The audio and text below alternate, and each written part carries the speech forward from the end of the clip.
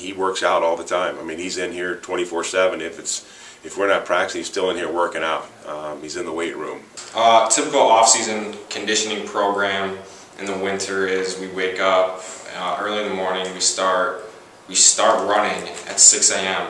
in the morning for conditioning. We started 4 days a week, and then when the season got closer, it got moved to 3 days a week. So we would run for 45 minutes to an hour, and then go straight to the weight room and start lifting. We had our off-season program for lifting. It's been great for all of us. I've noticed a big change in everyone, and everyone's getting a lot stronger.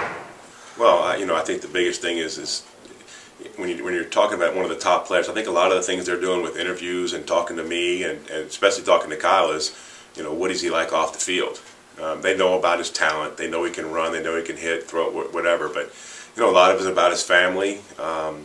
What are his activities off the field? They want to make sure they're getting a good kid on and off the field. And, I think that's one of the bonuses with Kyle.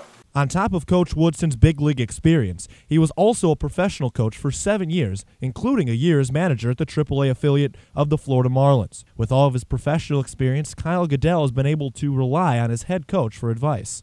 He's been great. Most of the time the scouts would go through him first and set up a meeting. But he's been just awesome for me. He's been there whenever I've had a question. He's someone I can go to because he's had so much experience through this whole thing. He was drafted in the 3rd round. So he knows what I've been going through, and just going in there and sitting down and talking to him and just asking him questions. It's just been perfect for me. I'm hoping deep down, and I don't think he's thinking about the draft. I know it's hard not to. But he has to have a good season, and he's worried about winning. He stood up in front of the team before and told him this is about winning. It's not about him.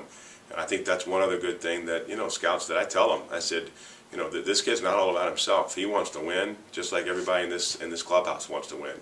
I've pretty much since I got here in the fall through now. I've actually just recently stopped talking to them because since the season's approaching, I made it to be where I didn't want to talk to anyone. I didn't want to have any distractions with any teams or anything. So I thought it was fair to our teammates too. I want to respect our team's goal to win. But I've talked to the majority of the baseball teams. I think he's made a lot of improvements. He was a 32nd rounder out of high school, and his hard work has got him to where he's going to be a top 2 or 3 rounder, and hopefully he busts into the 1st round.